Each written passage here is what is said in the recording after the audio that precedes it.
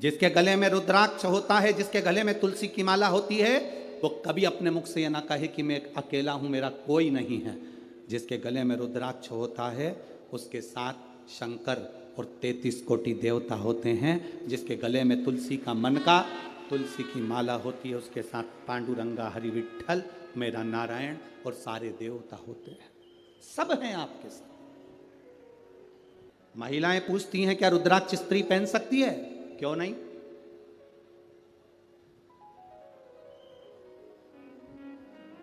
क्यों नहीं? क्या स्त्री भगवान शंकर के शिवलिंग का स्पर्श कर सकती है? क्यों नहीं?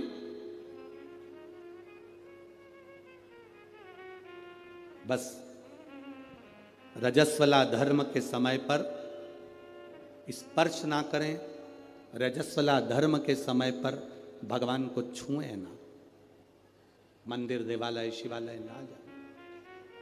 रजस्वला धर्म के समय पर भगवान के मंत्र का जाप करना नहीं छोड़ना, भगवान का नाम लेना नहीं छोड़ना। कोई ने कहा गुरुजी हमने तो सुना है कि रजस्वला धर्म के समय पर नारी भगवान का नाम भी नहीं ले सकती। हमने कहा रजस्वला धर्म के समय पर नाम क्यों नहीं ले सकते? रजस्वला धर्म के समय पर खा सकते हो,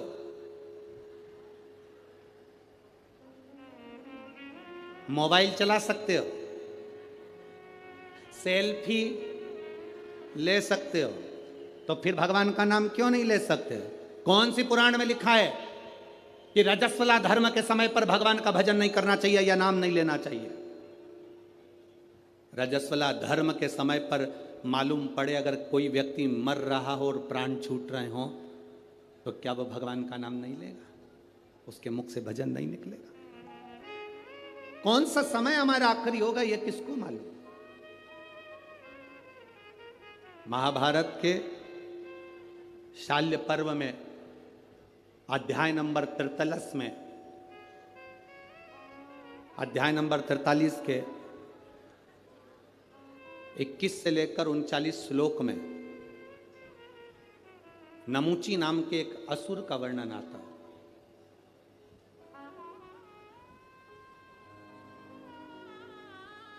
वो नमूची जिसका नाम था नमूची, एक ऐसा दैत्य नमूची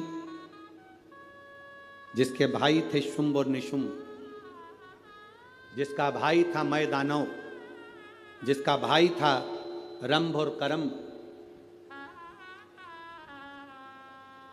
शुंभ निशुंभ का भाई नमूची।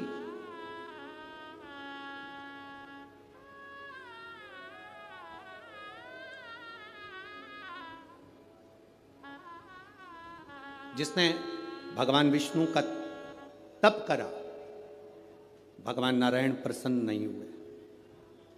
ब्रह्मा जी का तप करा, ब्रह्मदेव प्रसन्न नहीं हुए, गुस्से में आ गए, क्रोध में आ गए, इंद्र पर आक्रमण कर दिया। और इंद्र पर आक्रमण कर कर इंद्र की सत्ता को उसने कब्जा कर लिया। इंद्र की सत्ता पर कब्जा करा, धीरे धीरे कर कर उसने सारी सत्ताओं को अपना बना लिया। अब फिर तप करने बैठा। अब उसने सोचा कि इंद्र की सत्ता मेरी हो गई, सारी सत्ता मेरी हो गई, अगर नारायण और ब्रह्मा ने मेरे को वर नहीं दिया तो मैं उनकी सत्ता को भी अपना बना लूंगा। वो क्रोध में आकर तप करने बैठ गए। तप करा तो ब्रह्मदेव और भगवान विष्णु प्रकट हुए।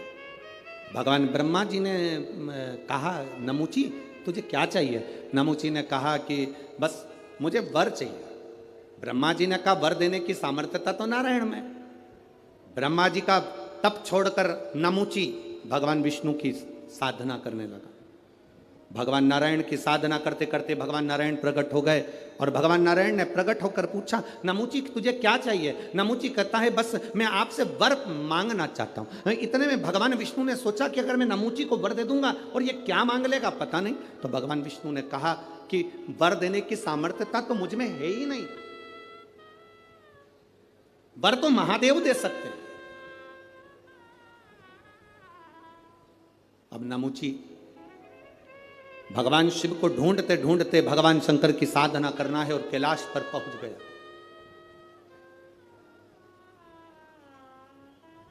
शुंभ निशुंभ का भाई, वो शुंभ निशुंभ जिसको मां दुर्गा ने मारा, वो शुंभ निशुंभ जिसका संहार मां देवी ने करा।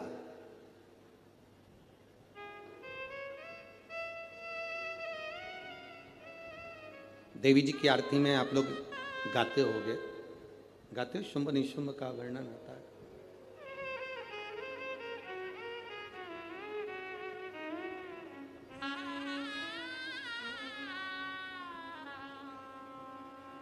महाराज नमुची ने शंकर भगवान से वर प्राप्त करने के लिए नमुची चला, कैलाश पर पहुंचा तो देवादिदेव महादेव नहीं थे, माता पार्वती जी नहीं थी, ना शंकर थे ना पार्वती थी, दोनों गए हुए थे भ्रमण के ऊपर। प्रदोष का दिन, प्रदोष काल का समय, भगवान शंकर प्रदोष के दिन, प्रदोष काल में अपने भक्तों के घर पर नंदी के कान में जो बोल कर जाता है, शिवजी नंदी पर बैठकर उस भक्त के दरवाजे पर उसका कल्याण करने के लिए प्रदोष के दिन प्रदोष काल में पहुंचते हैं। हर हर प्रदोष के दिन प्रदोष काल में देवादिदेव महादेव उस शंकर के भक्त के घर जाते हैं जो भगवान नंदीश्वर के कान में कहकर जाता, नंदी के कान में जिसने कहा।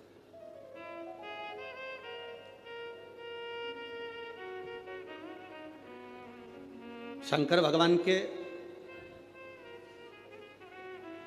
इस शिवलिंग का स्मरण आप करेंगे। बीच में जो एक मोटी सी लाइन होती है इसको अशोक सुंदरी कहते हैं। सब लोग दर्शन करें, जम के बोलो जरा, करें। अशोक सुंदरी की जगह जहां पूरी हो जाती है उसके बीच में शिवलिंग और उसके बीच में थोड़ी सी जगह खाली आती है। करें दर्शन, समझना जरा बहुत अच्छे से। जैसे ये अशोक सुंदरी की जगह है, हम निवेदन करेंगे आस्था चैनल वालों से भी और एलईडी वाले भी, जिन जिनको एलईडी पर आप दर्शन करा रहे हैं वो पूरी तरह से कराएं। गणेश जी का स्थान, षडानंद कार्तिकेय का स्थान, अशोक सुंदरी का स्थान बीच में। अशोक सुंदरी का जो स्थान पूरा हो जाता है वहां से लेकर शिवलिंग के बीच में खाली जगह आती है। करें दर्शन आप लोगों ने, खाली जगह आती है। उस खाली स्थान की जो महत्वता है, ये जो अशोक सुंदरी से लेकर बीच में जो जगह है, ये भगवान शंकर की जो धर्म पत्नी है माता पार्वती, उनकी जो योगनियां हैं 64 योगनी, उनकी जो शक्ति पीठें हैं, उनकी जो सिद्धता है, उनकी जो सिद्धियां हैं, ये अशोक सुंदरी से शंकर के शिवलिंग के बीच में जो खाली जगह होती है, इस स्थान पर 64 योगनियां, देवियां, अष्ट सिद्धियां, नवनिधियां सब इस स्थान पर रहती है। इसलिए हमारे यहाँ शिव महापुराण की कथा कहती है, पूर्ण पूजन के बाद अगर कोई नारी, कोई पुरुष, कोई बच्चा, कोई बुजुर्ग अपने मन की बात का स्मरण इस जगह पर हाथ को रखकर, जैसे किसी के हृदय पर हाथ रखते हैं तो दिल धड़कता हुआ स्मरण होता है, उसी तरह यहाँ स्पर्श करेंगे और स्पर्श कर कर जब अपने मन की बात करते हैं तो देवादिदेव महादेव नंदी के साथ आकर प्रदोष के दिन कार्य की सिद्धता पूर्ण करते हैं। उस स्थान की मूलता होती है, वो स्थान समझ में आएगी ना जगह? अरे बोलो तो जम के। नहीं समझ में आई हो तो एक बार फिर वापिस समझ लीजिए, फिर समझो वापिस। स्थान देखिएगा।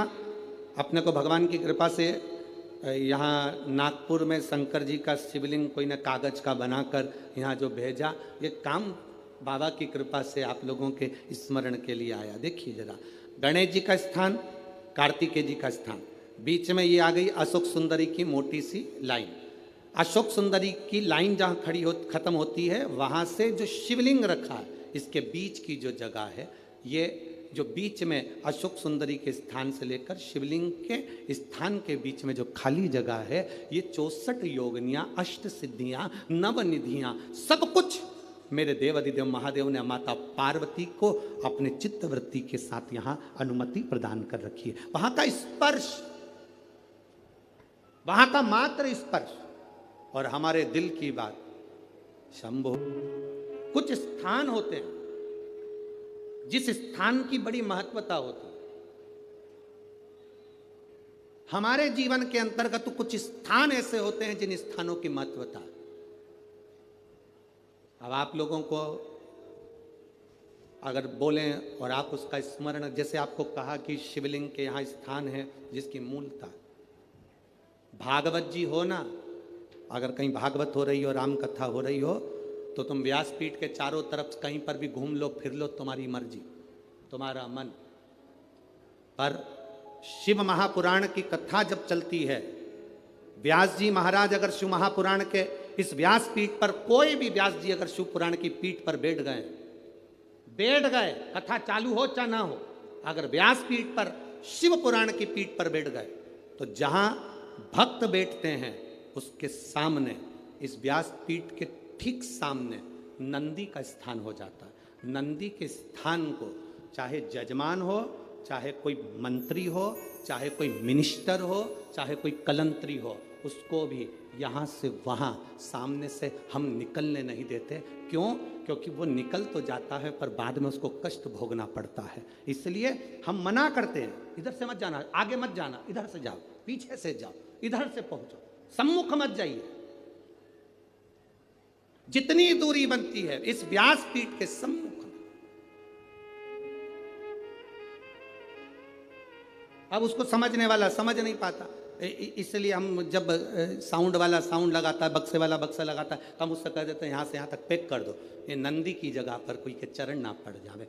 जितनी देर आप कथा सुनते हो, जितनी देर आप कथा के मंडप में बैठकर कथा सुनते हो, उतनी देर 33 कोटि देवता नंदीश्वर तुमरुका जी इस व्यासपीठ के ठीक सामने बैठकर शंकर की कथा का स्मरण करते हैं। कथा का स्मरण,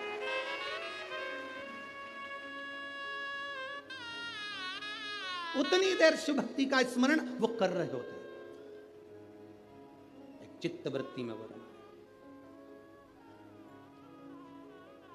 चित्त वृत्ति। कई कैमरे वाले ऐसे होते हैं, फोटो खींचने वाले होते हैं, हम उन्होंने अभी तक शिव पुराण में कभी गए नहीं होते हैं। वो क्या भागवत जी में गए हैं, राम कथा में गए हैं, तो कहीं से भी निकल जाते हैं, उनको अंदाजा नहीं रहता। हमारे भक्त उनसे कहते, भैया सामने से नहीं जाना, जाना पीछे से, आप उधर से जाना, शिव के पीछे से निकल जाना, सम्मुख मत जाना। तुमरुका जी है, नंदीश्वर है, उनके गण है, वहाँ स्थान है उनका। जितनी देर व्यासपीठ पर व्यास जी बैठा है, उतनी देर तक वो स्थान मूल है। व्यास जी नीचे उतर गया, तुम पूरी व्यासपीठ पर कहीं पर भी घूमो, जब तक कोई पंडित शिव पुराण वाचने नहीं बैठा, तब तक तुम पूरी व्यासपीठ पर कहीं पर भी घूमो, कोई मतलब नहीं। पर जिस समय पर व्यास बैठ गया, उस समय पर तुमरुका जी को आवाहन कर कर, नंदीश्वर को आवाहन कर कर, झोली पसार कर, उसको प्रणाम कर कर, आमंत्रित करके, झाड़ू लगा के, बाबा आपका स्थान साफ कर दिया है, आओ आप बैठो, तुमरुका जी आओ, नंदीश्वर आप बैठो, आपका स्थान हो गया। 3 बार झाड़ू लगाकर बाबा को स्थान देकर तब व्यास जी व्यासपीठ पर बैठता है शिव पुराण करने के। उस स्थान की मूलता होती है। क्यों व्यासपीठ से कहते हैं कि उठकर जाओ, तुम्हारे शरीर में कैसा भी रोग हो, कितना भी रोग हो, श्री शिवाय नमस्तुभ्यम जिस जगह पर बैठकर तुम कह रहे हो, उस भूमि की रज को केवल स्पर्श कर कर जाना और 3 महीने में हमको बताना कि बाबा ने तुमको हाथ पकड़ा कि नहीं पकड़ा, साधा कि नहीं साधा। ये पत्रों का जो ढेर है, ये इतने पत्र एक एक दिन में आ रहे हैं, इन पत्रों को तो हम पढ़ भी नहीं पाते। आपके पास फुर्सत हो तो इन पत्रों को ले जाना, इसमें मोबाइल नंबर और एड्रेस सब है, और उनके घर जाकर पूछना कि बाबा ने तुमको 3 महीने में दिया कि नहीं दिया। ये उसकी कृपा है, उसकी उदारता। तुम कहीं पर भी बैठे हो, हम तुम्हें नजर आ रहे नहीं आ रहे, हम तुम्हें दिख रहे ना दिख रहे, तुम दुकान पर बैठे हो, रोड पर बैठे हो, गली में बैठे हो, मोहल्ले में बैठे हो, जहां तक तुम्हें आवाज जा रही है, चाहे माइक कहीं तक लगे हैं, चोंगे कहीं तक लगे हैं, जहां आवाज जा रही है वहां तक अगर आप कथा सुन रहे हो, मतलब तुम्हारी चित्त वृत्ति में शिव समाया है। वो कृपा करेगा, निश्चित है तेरी झोली भरेगा, वो निश्चित है। ये समझना हमको है, शंकर के एक एक भाव को समझना हमको है। शिव की भक्ति का क्या फल है, शंकर की कथा सुनने के बाद हमें क्या मिलता है, ये तो सियोर वाला महाराज भी नहीं जानता, पर इतना जरूर जानता है कि झोली कभी खाली नहीं रहती, ये निश्चित है। क्या देगा वो पता नहीं हमको भी, पर वो देता जरूर है। उसके द्वार पर आया, खाली नहीं जा सकता। ब्रह्मा ब्रह्मलोक में रहते हैं, भगवान विष्णु वैकुंठ लोक में रहते हैं, शंकर भगवान मृत्यु लोक में रहते हैं। जो बहू पूना में रह रही है और तुम नागपुर में रह रहे हो, तुम्हारी तबीयत खराब होगी तो पूना वाली इतनी जल्दी नहीं आएगी, जो बहू तुम्हारे पास रह रही होगी वो दौड़ कर आ जाएगी। उसी तरह ब्रह्मा ब्रह्मलोक में, भगवान विष्णु वैकुंठ लोक में, इंद्र इंद्रलोक में रहते हैं, देवता देवलोक में रहते हैं, पितर पितर लोक में रहते हैं। मेरा शंकर इस भूमंडल पर रहता है, बुलाओगे दौड़ कर आएगा, तुरंत आएगा। वो कैलाश अधिपति शंकर है, जो कंकर कंकर में बसा हुआ है। उसको जिसने पहचान लिया वो जिंदगी में सब कुछ पा गया। जो अहंकार में फूल गया, अपनी अभिमत्ता में फूल गया, अपने अहम में फूल गया, एक दिन ककड़ी और भुट्टे की तरह कटकर बाहर फेंका गया। अपनी अभिमत्ता को त्याग कर जिसने शिव को जान लिया, उसकी जिंदगी संवर गई है। जिसने पहचान लिया देवाधिदेव महादेव, तो जान गया शंकर को, उसकी जिंदगी बन गई। जो नहीं जाना वो गया, वो गया। कितने दिन की शिव पुराण थी नागपुर में? अरे बोलो तो जम के 5 दिन की। आज कौन सा दिन हो गया? तीसरा। कल चौथा, परसों पांचवा। कल के दिन भी यही 2 बजे से 5 बजे तक कथा हो जाएगी। परसों के दिन सवेरे 8 बजे से 11 बजे तक कथा पूरी हो जाएगी। टीवी पर 2 बजे से 5 बजे तक आ जाएगी। 11 बजे जो यहाँ सुनने वाले हैं वो सवेरे सुनेंगे, अपने अपने घर चले जाएंगे। जो लड़ने वाले हैं, झगड़ा करने वाले हैं, वो यहीं की दहीं धरे की धरे रह जाएंगे। जिनको कथा से मतलब था उसने झोली भर ली और बटोर कर ले गया। जिसको दुनिया से मतलब था वो पड़ा की पड़ा रह गया। नमूची शिव की कैलाश पर पहुंच गया, चारों तरफ देख रहा है, शिव पार्वती नहीं है। क्योंकि प्रदोष के दिन, प्रदोष काल में मेरे देवाधिदेव महादेव नंदी के कहने पर चल दिए भक्तों के घर।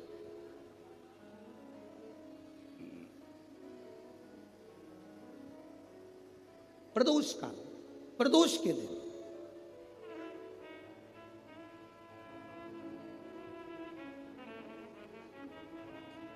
और गए।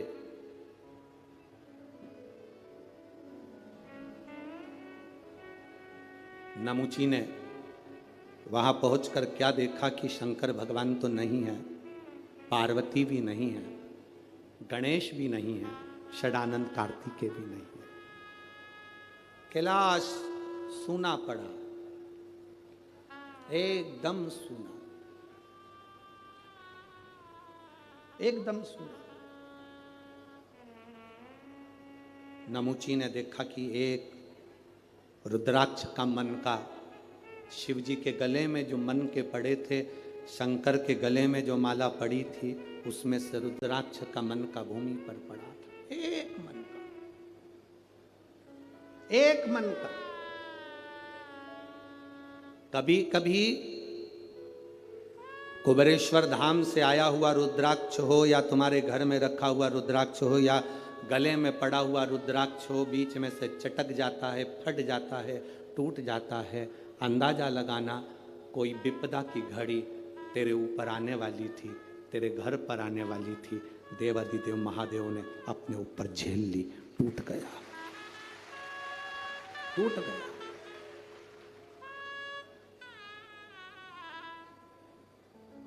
रुद्राक्ष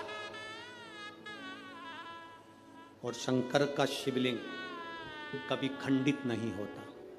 मालूम है आपको? आपको मालूम है कि नहीं? रुद्राक्ष और शंकर का शिवलिंग कभी खंडित नहीं होता। टूट गया तो भी जोड़कर उसको रखा जाता। शंकर का शिवलिंग बीच में से टूट गया तो भी विसर्जन नहीं होता। शंकर का शिवलिंग तो भी पूज्य है। 1000 टुकड़े भी हो जाएं उस शिवलिंग के तो भी उसकी पूजन होगी।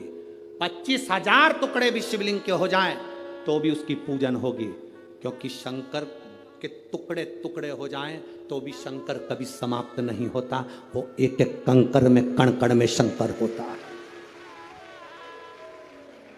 घर में रखा हुआ शिवलिंग का टुकड़ा भी हो जाए तो यह नहीं कहा जाता कि मेरा शिवलिंग खंडित हो गया। ना ना, शंकर भगवान ने कृपा कर कर अगर 2 टुकड़े हुए हैं तो शिव पार्वती दोनों आनंद के साथ बैठे हैं। अगर ज्यादा टुकड़े हो गए तो मेरे महादेव सहस्त्रेश्वर शिवलिंग बनकर, हजारों शिवलिंग बनकर बैठ गए। वो सहस्त्रेश्वर महादेव बन गया, सहस्त्रेश्वर महादेव के रूप में विराजित हो गया। दूसरी कोई मूर्ति हो, खंडित हो गई, टूट गई, तो वो खंडित कहलाती है। दूसरे देवता की मूर्ति होगी, टूट गई, खंडित कहलाती है। पर शंकर भगवान का शिवलिंग अगर खंडित हो भी गया, टूट भी गया, तो वो खंडित नहीं कहलाता, वो खंडित नहीं कहलाता। एक एक कण कण में शंकर है, जितने टुकड़े हो रहे हैं उसमें भी शिव है, वो खंडित नहीं। हिमाचल प्रदेश में बिजली महादेव, आप लोगों में से किसी ने दर्शन करे? मनाली में बिजली में करें आप लोग, और कोई ने भी करें?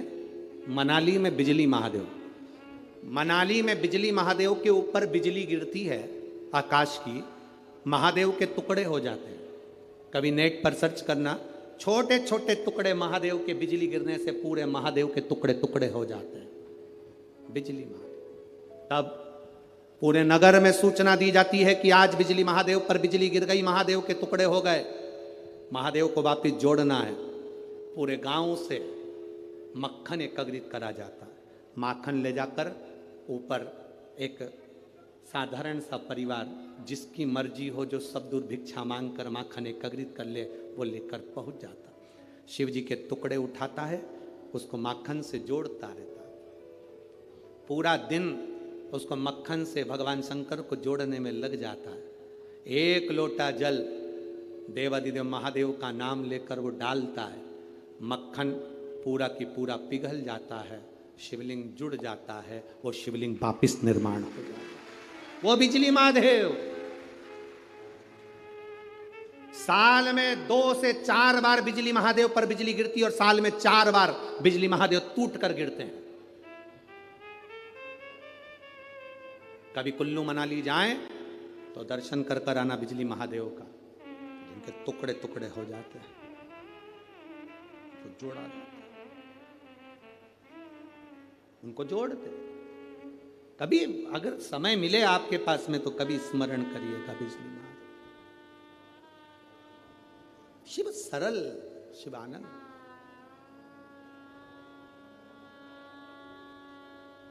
उसको पहचानने वाला, उसको जानने वाला सरल सहज नहीं है, सरल सहज, उसको पहचानिए। और जिस समय पर आप जान गए कि शंकर खंडित नहीं होता, जिस समय पर आप जान गए कि शंकर कभी खंडित नहीं होते शिव, और तुम्हारे गले में, तुम्हारे घर में रुद्राक्ष है, उसके टुकड़े हो गए, उसको वापिस जोड़ने का प्रयास करो। वापिस नहीं जुड़ता, उसको एक कपड़े में बांध कर रख लो। शिव, शंकर का शिवलिंग और रुद्राक्ष कभी खंडित नहीं कहलाता, उसका फल उतना की उतना ही होता है, उसका फल उतना की उतना ही रहेगा, उसका बल उतना की उतना रहेगा, वो कभी खंडित नहीं, उसका बल उतना की उतना। इसलिए शंभु शरणे पड़ी मांगू घड़ी दुख का दया करी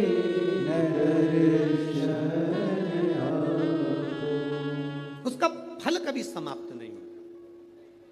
रुद्राक्ष के 10 टुकड़े भी हो जाएं तो रुद्राक्ष का फल समाप्त नहीं होता। आप में से कई लोग ऐसे बैठे होंगे जिनके घर में रुद्राक्ष टूटा होगा, बिखरा होगा, उठाओ जरा हाथ।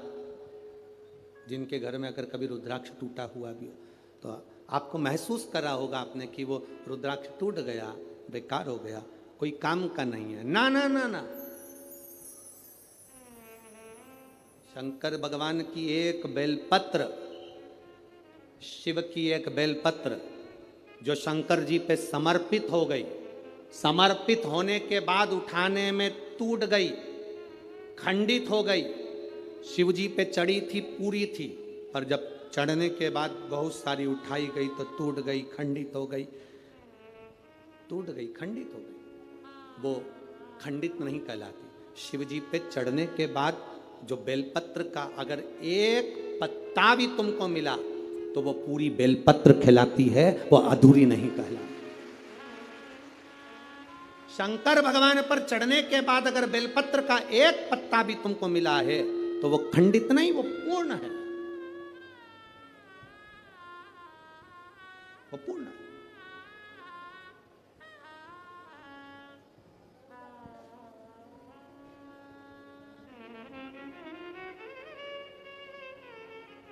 इसीलिए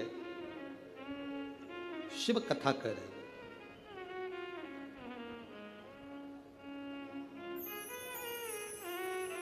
शिव महापुराण की कथा कर रहे हैं। नमुची को एक रुद्राक्ष का मन का नमुची को मिला है, एक रुद्राक्ष का मन का। दैत्य है, असुर है, राक्षस है। अब वो विचार करने लगा कि ये रुद्राक्ष किसका है, मुझे मिला है। फिक्र और जिक्र, थोड़ा ध्यान देना, दो चीजें। क्या क्या? मुंह से बोलो। फिक्र और जिक्र। फिक्र, ज्यादा फिक्र करोगे, ज्यादा चिंता करोगे तो चिंता फिक्र तुम्हें तन्हाई दे देती है, एकांत दे देती है, तुम्हारी बुद्धि काम करना बंद कर देती है। ज्यादा फिक्र होती है तो व्यक्ति का बीपी ऊंचा नीचा हो जाता है, शुगर ऊपर नीचे हो जाती है और व्यक्ति चिंता में पड़कर कमरे में अकेला पड़ा रहता है। फिक्र चिंता देती है, फिक्र एकांत देता है, फिक्र तन्हाई देती है, फिक्र तन्हाई देती है, फिक्र तुम्हें अकेले कमरे में पटक देगा। और जिक्र, जिस समय पर तुम्हारे को फिक्र होने लगे तब महादेव की जिक्र करना प्रारंभ कर दो, उसकी चर्चा करना प्रारंभ कर दो, तन्हाई मिट जाती है। तन्हाई मिट जाएगी अगर शंकर की चर्चा करोगे, शंकर की जिक्र करोगे, शंकर की भक्ति करोगे। ढोलक, शिव की चर्चा कर रहे हो अगर, शंकर की अगर चर्चा करो। फिक्र और जिक्र में अंतर है। फिक्र तन्हाई देगा, जिक्र तन्हाई से निकाल देगा। फिक्र बीमार कर देगा, जिक्र शंकर का तुम्हें महामृत्युंजय का रस तत्व देकर उभार देगा। जिक्र आज सबसे बड़ी अगर कुछ बहुत बड़ा अगर टेंशन है ना लोगों को, लोग आज के समय में, अब यहाँ पर बहुत सारे लोग बैठे हैं, हम बात कहेंगे तो लोगों को लगेगा गुरुजी ऐसा बोल देते हैं, पर आज प्रत्येक समाज के व्यक्ति को अपनी अपनी समाज की फिक्र है। जाति में आज के व्यक्ति को बांट दिया गया है। मैं ब्राह्मण, मुझे ब्राह्मण समाज की चिंता है। मैं वैश्य, मुझे वैश्य समाज की चिंता है। मैं क्षत्रिय, मुझे क्षत्रिय समाज की चिंता है। मैं शूद्र समाज की चिंता है। हर व्यक्ति ने आज के समय को जाति में लोगों ने बांट दिया। सबको अपनी अपनी समाज की, अपनी अपनी जाति की चिंता है, पर किसी को मेरे इस धर्म की, सनातन धर्म की चिंता नहीं है कि हम एक हैं। ये ब्राह्मण, ये क्षत्रिय, ये वैश्य, ये शूद्र, हम बांट रहे हैं। अगर तुम्हें फिक्र होना चाहिए तो अपने सनातन धर्म की, अपने धर्म की होना चाहिए। एक के लिए नहीं, हमें सबके लिए जीना है। सर्वे भवन्तु सुखिनः का ये पाठ हमने पढ़ा है। सनातन धर्म का पाठ हमने पढ़ा है। हम जातियों में बट रहे हैं। एक जरा सा केवल जरा सी अपनी शान सत्ता बढ़ाने के लिए हम जात में लोगों को बांट रहे हैं। मेरे शंकर भगवान ने, सनातन धर्म ने, वेद पुराण ने कभी किसी को जात में नहीं बांटा, कभी नहीं बांटा किसी को। पर आज देखकर दुख होता है कि लोग बट रहे हैं, किसी ने कह दिया ये हमारी जाति का है, वो हमारी जाति का है, हमारी इतना वोट बैंकिंग है, हमारा इतना है, हमारा इतना, ना ना ना, हम सब एकत्रित हो। हरिचंदन है इस देश की माटी, तपोभूमि हर ग्राम है, हर बाला देवी की प्रतिमा, बच्चा बच्चा राम है। जिसके सैनिक समर भूमि पर गाया करते गीता है, उसी माटी के हल्के नीचे खेली करती सीता है। ये चंदन है भारत की भूमि, ये धरोहर है जहां हम जन्म लिए हैं। इसको पहचानो, इसको जानो।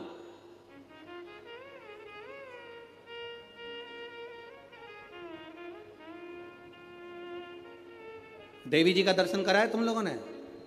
अरे बोलो तो जम के, करा है। तलवार है उनके हाथ में, ठीक है। काय पे बैठी हैं? हैं? शेर पे। तुम मोटरसाइकिल पे बैठ के इतनी घबरा जाती हो कि कोई तुम्हें घूर के देख ले तो तुम्हारी आंख में आंसू आ जाता है। वो भवानी है, दुर्गा शेर पर बैठी थी। शुंभ और निशुंभ दोनों राक्षसों ने आकर कह दिया था, ए सुंदरी, हम दोनों में से एक से तू शादी कर ले तो बच जाएगी, नहीं तो मर जाएगी। देवी अंदर गई गुफा में, शंकर भगवान से कहा, शुंभ निशुंभ आए हैं दरवाजे पर। तो भगवान शंकर मुस्कुरा कर बोले, तुम मुझसे कहने आई हो, तुम स्त्री हो, एक नारी में आधा शंकर होता है। जब शंकर तुझ में है, शक्ति तुझ में है, शिव तुझ में है, तो तू दुनिया से निपट सकती है। चढ़ जा शेर पर, उठा तलवार, कर संहार। माता पार्वती जी कहती है, मैंने शास्त्र पढ़े हैं मेरे हाथ में, मैं वेद माता भी कहलाती हूं, मैं शास्त्र हाथ में रखती हूं, शस्त्र कैसे उठाऊं? शंकर भगवान कहते हैं, संस्कृति को बचाना है, संस्कारों को बचाना है तो शास्त्र उठाना पड़ेगा, और अपने आप को और सनातन धर्म को बचाना है तो शस्त्र भी उठाना पड़ेगा। ये हमारे को ऊपर निर्भर करता है। हम शास्त्र भी उठा सकते हैं और शस्त्र भी उठा सकते हैं। ये मां जगजननी दुर्गा भवानी का दर्शन करने जाओ तो उस माता को प्रणाम कर कर उससे कहकर आना, मां जब शास्त्र की जरूरत हो तब मुझे शास्त्र देना, और जब शस्त्र की जरूरत हो ऐसा बल देना, ऐसा शस्त्र देना कि दुनिया के लोग याद रखें, हम याद रखें। शिव शक्ति है, उस भक्ति के बल को हमें बढ़ाना।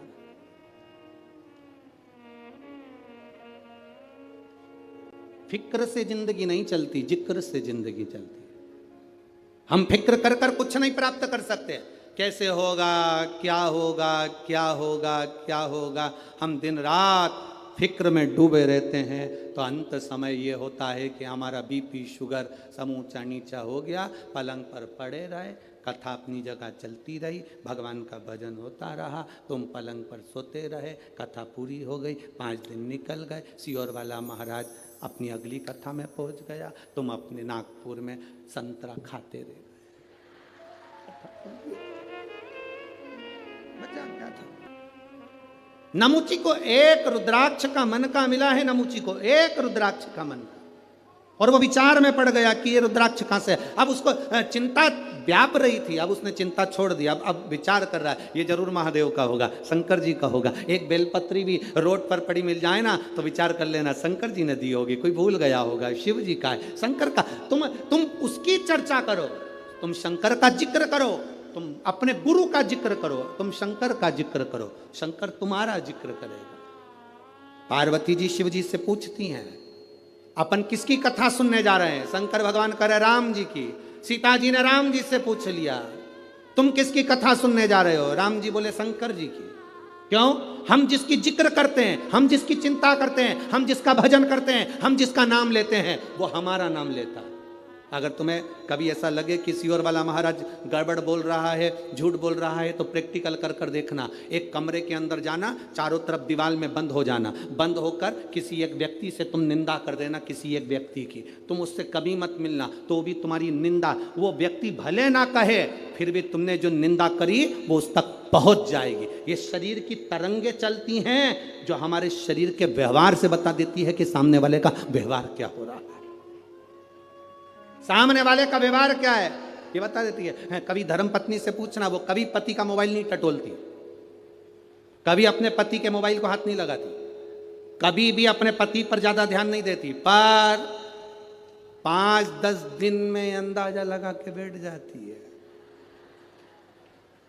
लगा देती, 5-10 दिन में अंदाजा लगा, और एक ना एक दिन तो कह देगी तुम्हारे रंग ढंग ठीक नहीं दिख रहा।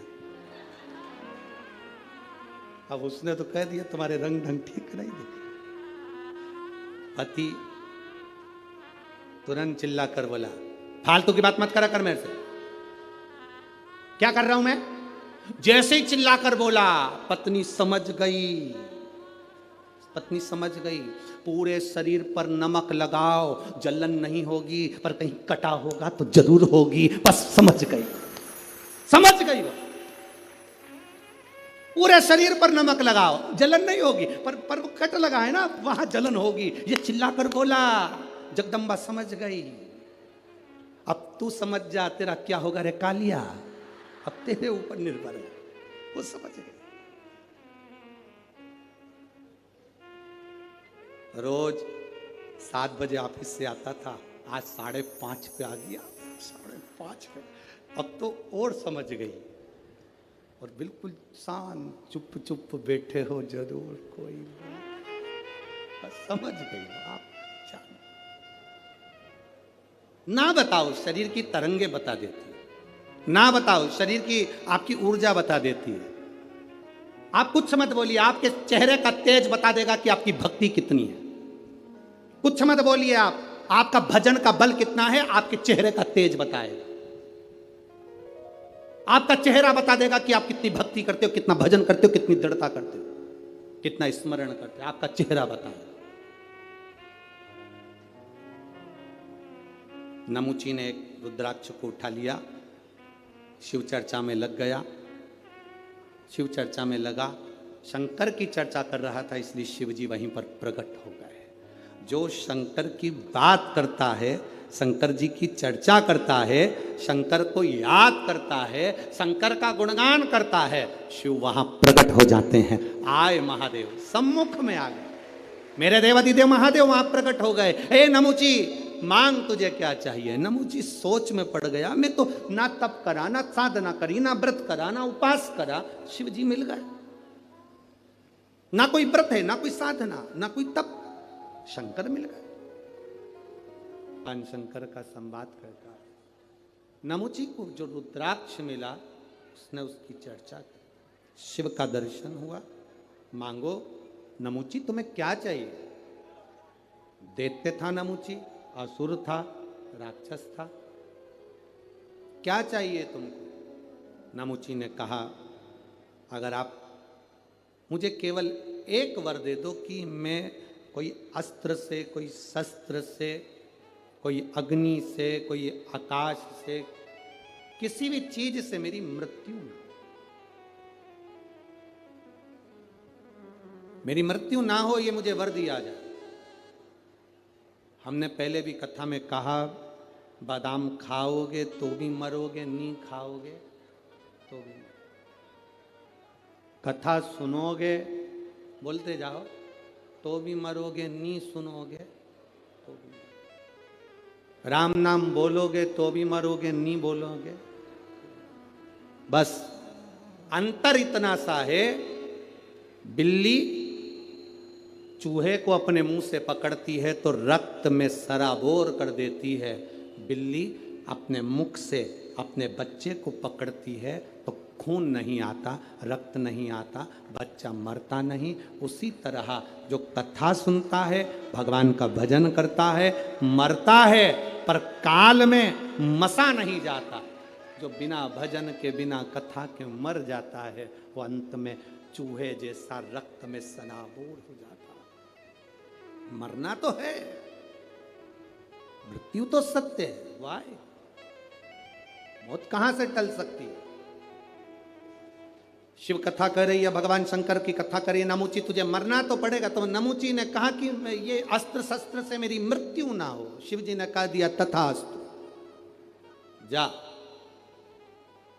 अब नमुची को जब वर मिल गया, जब तक वर नहीं मिलता, जब तक के कोई पद नहीं मिलता, जब तक कोई प्रतिष्ठा नहीं मिलती, जब तक कोई स्थान नहीं मिलता, तब तक व्यक्ति थोड़ा भ्रमण करता रहता है, घूमता रहता है। जैसे आप लोग कथा में आए, आपको जगह नहीं मिलेगी तो आप पहले इधर जाओगे, उधर जाओगे, उधर जाओगे, 1 नंबर दरवाज़ा, 2 नंबर दरवाज़ा, 3 नंबर दरवाज़ा, सब दरवाजे पर घूम लोगे। तब आखिरी में तुम सोचोगे अब जगह वगह तो मिलने वाली नहीं है। फिर किसी पेड़ की छाँव में, जब पंडाल पूरे भरे हुए हैं, दुकानें पूरी भरी हुई है, जगहें पूरी भरी हुई है, तो किसी पेड़ की छाँव में तुम बैठ जाओ, स्थान पाने।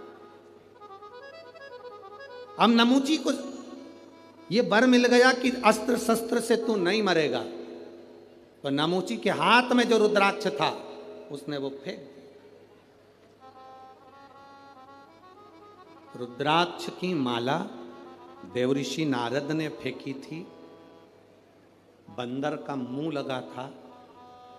सुनिए ना कथा, केवल शिवजी ने रुद्राक्ष की माला दी थी और देवऋषि नारद ने ये कहकर फेंक दी, इससे मुझे क्या करना, उठाकर फेंक दी।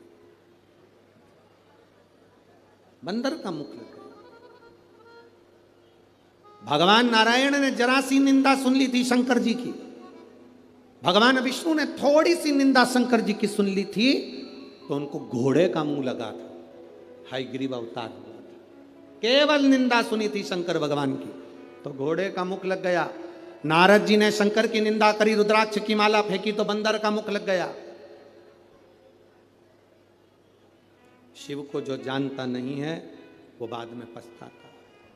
तेरे मंदिर में आना मेरा काम है, मेरी बिगड़ी बनाना तेरा। हम आ गए तेरे दरवाजे। नमुची ने रुद्राक्ष फेंक दिया।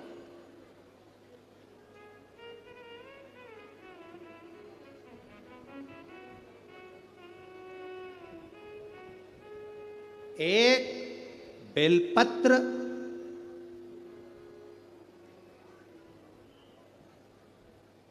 एक पापी के हाथ से छूटकर उड़ गई, महाबलेश्वर के शिवलिंग पर गिर गई, तो उस जीव का कल्याण हो गया। रुद्राक्ष हाथ से गिरा, कैलाश पर पड़ा, नमुची चला गया। गलती क्या कर दी नमुची ने कि रुद्राक्ष को लांग गया। बेलपत्र, रुद्राक्ष, भगवान पे चढ़ा हुआ निर्माल्य लांघा नहीं जाता, उसको लांघना नहीं चाहिए। आपसे भी निवेदन है, कभी मौका लग जाए, तुम्हारे नजदीक में कोई शिवालय हो, शंकर का मंदिर हो, जहां तुम जल चढ़ाने जाते हो, कभी कभी मौका लग जाए, तुम्हारी जिंदगी में अगर तुम्हारे को मौका लगे और तुम्हारे जीवन में कष्ट बहुत हो, तो उस मंदिर में थोड़ी सी सफाई करना प्रारंभ करो। थोड़ा निर्माल्य लेकर उसका विसर्जन, जल में नहीं, कहीं खड्डा खोद कर निर्माल्य को डालना प्रारंभ करो। नदी, तालाब, बावड़ी, कुआं, इसको स्वच्छ करो। हम लोग भगवान के विसर्जन का सामान सब नदी में डाल देते हैं, नदी का पानी दूषित हो जाता है, जल स्तर नीचे गिरता जाता है, पानी पृथ्वी में बचा नहीं। उस जल को हमें बचाना है। तुम्हारे घर में भभूति निकले, बेल निकले, नारियल निकले, फूल निकले, पत्ती निकले, निर्माल्य की जो सामग्री निकलती है, मंदिर का जो निर्माल्य निकलता है, उसको पानी में डालना बंद कर दो। नदी नाले में, सरोवर में, कुएं में, बावड़ी में डालना बंद कर दो। उस निर्माल्य की सामग्री को एक खड्डा खोदो, उसमें डालना प्रारंभ करो, जिससे उससे खाद बने। वो खाद बनेगी तो अपने पूरे नगर निगम में जहाँ जहाँ पेड़ लगे हैं उसमें वो खाद डालना चालू करो, जिससे वृक्ष भी आगे बढ़ेंगे और नदी, बावड़ी, तालाब सब स्वच्छ होंगे। कई लोगों ने निर्माल्य विसर्जन के रथ चालू करे हैं, यहाँ पर भी अगर किसी ने करे हैं तो उनको बहुत बहुत साधुवाद है, उनको धन्यवाद है, करना चाहिए। निर्माल्य मंदिर का चढ़ा हुआ फूल पत्ती है सब पानी में नहीं डलना चाहिए, उसको एक खड्डे में डालो जिससे नदी शुद्ध हो, तालाब शुद्ध हो, बावड़ी शुद्ध हो, जल स्तर बढ़े। पानी कम हो रहा है, पृथ्वी सूखी हो रही है, जल को बढ़ाना हमारा कार्य है। जल है तो कल है, जल नहीं होगा तो हमारा कल भी नहीं होगा। उस जल को सुरक्षित रखना हमारी जगह, पानी को सुरक्षित रखा। शिव कथा कर रही है, नमोची ने केवल रुद्राक्ष को लांग गया नमोची, और रुद्राक्ष को नमूची लांगा। जैसे ही रुद्राक्ष को नमूची लांगा, लांगते से ही भगवान का अपमान कर कर निकल गया। कहीं बेलपत्र पड़ी हुई मिल जाए, हम यहाँ से नीचे उतरते हैं, कोई बेलपत्र पड़ी हुई मिल जाती है तो हम बच्चों को कह देते हैं ये बेलपत्र पड़ी है, इसको उठाओ, किसी का लात नहीं लगना चाहिए, कोई लांग ना जाए, कोई इसको इधर उधर ना पटके। किसी भी देवता पर चढ़ी हुई माला, विष्णु पुराण में लिखा है, दुर्वासा बाबा की गले की माला इंद्र को मिली, इंद्र ने एरावत को दी, एरावत ने वो माला अपनी सूंड में भरकर फेंकते हुए चला, जमीन पर फूल गिरते हुए गए। भगवान तभी क्रोध में आ गए और उसी समय पर दुर्वासा बाबा का श्राप है। भगवान पर चढ़ा हुआ पत्र पुष्प, भगवान पर चढ़ी हुई एक बेलपत्र भी जमीन पर नहीं गिरना चाहिए, उसको उठा लो, कहीं पड़ी भी है तो उसको उठाकर मस्तक से लगा लो, प्रयास करो उसको संभालने। मंदिर, देवालय, शिवालय, ऐसा कोई दिन नहीं जिस दिन ना जाओ, प्रयास करा करो हम भगवान शंकर के मंदिर जरूर जाएं, शिव जी को एक लोटा जल जरूर चढ़ाएं। मंदिर में जल नहीं चढ़ा सकते तो उसके दरवाजे से सामने से निकल कर चले जाएं, केवल उसका दीदार हो जाएगा तो हमारा भाग्य संवर जाएगा। केवल दर्शन, शिखर दर्शनम सर्व पापनाशनम, शिखर का मात्र दर्शन हो जाता है तो जीव का कल्याण हो जाता है। इसे मेरे शंकर औघड़ी मेरे शिव कथा कर रही। नमूची लांग गए रुद्राक्ष को, लांग कर गए, बस जो शंकर को नहीं जान पाया, अपनी अभिमत्ता में, अहंकार में फूला रहा, अंत में वो बर्बाद हो गया, अंत में बर्बाद। जीव नरक, शिव कथा कहती है, जिस अमृत को पाने के लिए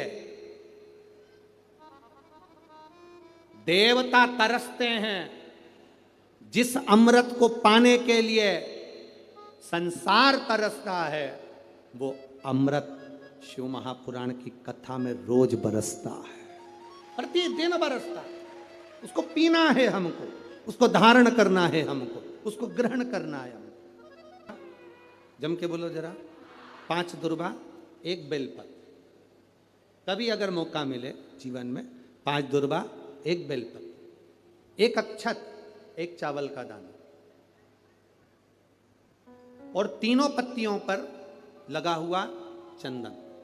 बेलपत्र की जो 3 पत्ती होती है, इन तीनों पर लगा हुआ चंदन, दुर्वा, बेलपत्र, चावल का 1 दाना मध्य पत्ती पर रखकर, जब भी आप अपने हृदय से कोई सरकारी गतिविधियों में कहीं फंस गए हो, सरकारी कोई केस चल रहा है, कोई सरकारी चीजों में अगर तकलीफें आ रही हैं, तो शिव का नाम लेकर आप अपना कर्म जरूर करना, मेहनत जरूर करना, कर्म के साथ में शंकर पर विश्वास रखकर 1 अक्षत का दाना, 1 बेलपत्र, 5 दुर्वा हाथ में लेकर शिव का स्मरण कर कर श्री शिवाय नमस्तुभ्यम कहकर, अगर श्री शिवाय नमस्तुभ्यम भी नहीं कह सकते, पंचाक्षर मंत्र नमः शिवाय, षडाक्षर मंत्र ओम नमः शिवाय, या फिर श्री शिवाय नमस्तुभ्यम बोलकर शिव को जो स्थान आपको बताया है, स्थान देखा है ना, फिर ध्यान देंगे, अशोक सुंदरी से शिवलिंग के बीच की जो खाली जगह है, देख रहे हो आप लोग, एलईडीओं पर ध्यान देना, एलईडी और अपने अपने मोबाइल पर अगर आप कथा सुन रहे हो, या यहाँ पंडाल में कथा सुन रहे हो, या आस्था चैनल पर सुन रहे हो, तो वहाँ शिवलिंग, अशोक सुंदरी का स्थान, बीच में जो खाली जगह है, इस खाली जगह पर बेलपत्री और दुर्वा का जो पीछे का भाग है, वो पीछे का भाग अशोक सुंदर की ओर होना चाहिए। अशोक सुंदरी की ओर उसका भाग हो जाए और पत्ती को इस तरह से शिवलिंग और जो खाली जगह है उसके मध्य में रखकर, कोई सरकारी चीज के लिए, कोई प्रशासनिक चीज के लिए, कोई केस के लिए, कोई कानूनी कार्यवाही के लिए, कोई तकलीफ में घिरे हुए हो, तो उस स्थान पर ये बेलपत्र केवल एक बार चढ़ाकर बाबा से विनती करना, बाबा उसको स्वीकार जरूर करेगा, कार्य सफल जरूर करेगा। एक बेलपत्र शिव भक्ति के लिए, एक बेलपत्र की मूल, एक शिव कथा कर रही है। नमुची दे दो, उधर पर दे दो। नमुची रुद्राक्ष को लांग, नमुची रुद्राक्ष, और नमुची रुद्राक्ष को लांग कर गया। ये रुद्राक्ष की बड़ी महत्वता है। आप लोगों के घर में रुद्राक्ष है? जरा बोलो, जम के बोलो जरा, है ना सबके पास में? जब रोग आता है तो रुद्राक्ष को तांबे के कलश में गलाकर उसको शिवजी पे जल चढ़ाकर पीते हैं।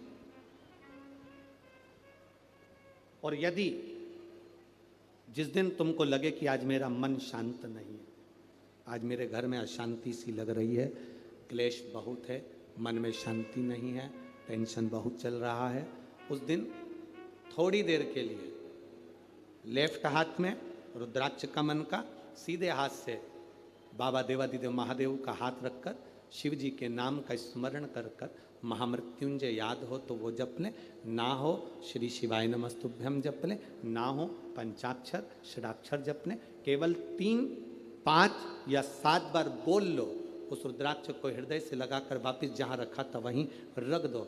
आपको 15 मिनट के अंदर अंतर मालूम पड़ जाएगा कि घर के अंदर शांति हुई कि नहीं हुई। ये प्रैक्टिकल जरूर करना। कहीं सियोर वाला महाराज झूठ तो नहीं बोल रहा, इसलिए प्रैक्टिकल करना जरूरी है। प्रैक्टिकल बहुत जरूरी है, प्रैक्टिकल बिना काम नहीं चलता। एक महाराज जी प्रवचन दे रहे थे, प्रवचन में कह रहे थे मदिरा नहीं पीना चाहिए, शराब नहीं पीना चाहिए, गंदा नाली का पानी है, मत पियो, बर्बाद हो जाओगे। उसी में महाराज का पहचान वाला बैठा था, उठकर खड़ा हो गया, महाराज जी से बोला, ओ महाराज तू इतनी बड़ी बड़ी बात कह रहा है, तेरा सग्गा भाई पी के तो गटर में पड़ा है। तो इतनी बड़ी बड़ी बात कह रहा है, तेरा सग्गा भाई पी के गटर में पड़ा है। महाराज जी को क्रोध नहीं आया, महाराज ने तुरंत उसको उत्तर दिया, भैया देख मैं भी प्रवचन कर रहा हूं, मेरा भाई भी प्रवचन कर रहा है, मैं मुंह से समझा रहा हूं, मेरा भाई प्रैक्टिकल करके दिखा रहा है। अब मन तेरा है, विचार तेरा, चित्त तेरी, वृत्ति तेरी, तू कैसे समझेगा?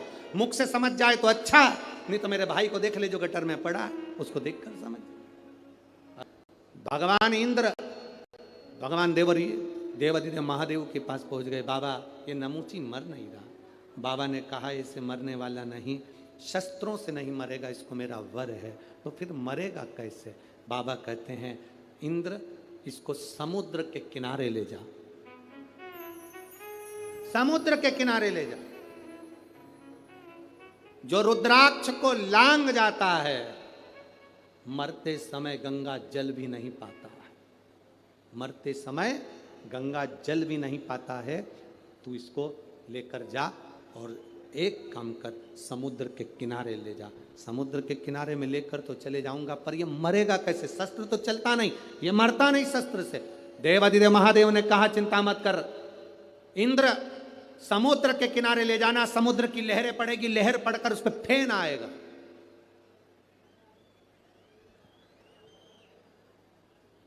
उस पर फेन आ जाएगा। बस उसी फेन को उठाकर, उसी फेन को उठाकर ओम का नाद कर कर उस फेन को इसके ऊपर फेंक कर मारना,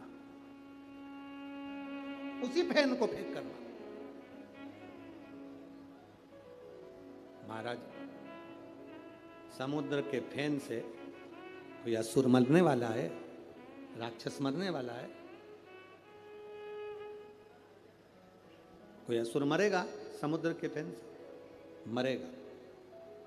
ओम अक्षर में, ओम के अक्षर में वो नाद होता है कि अगर साधारण से साधारण, ये आप लोग जो कई लोगों के कई लोग बहुत दुनिया के लोगों को बहुत सारे शरीर में आते रहते हैं ना, अरे बोलो तो जम के। अभी तो नवरात्रे चल रही है, अभी भी आ रहे होंगे बहुत सारों को, सीजन है।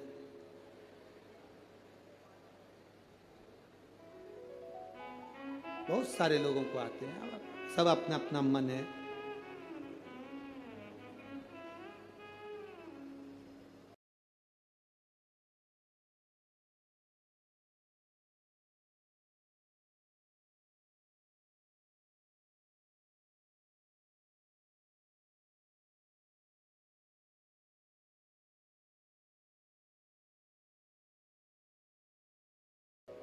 और शंकर जी तो कांटों में रहते हैं, हम भी एक बोरा धतूरा पटक देंगे, उस पर बिठा देंगे, दूसरी बार देवता ही भग जाएंगे।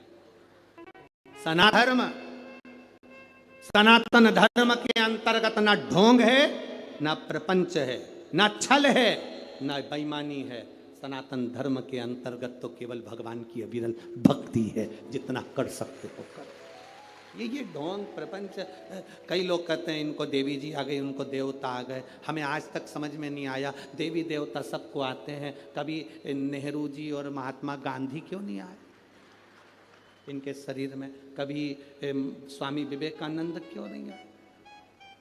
कभी लाल बहादुर शास्त्री क्यों नहीं आए शरीर के अंदर? देवता आ गए। कहाँ ना,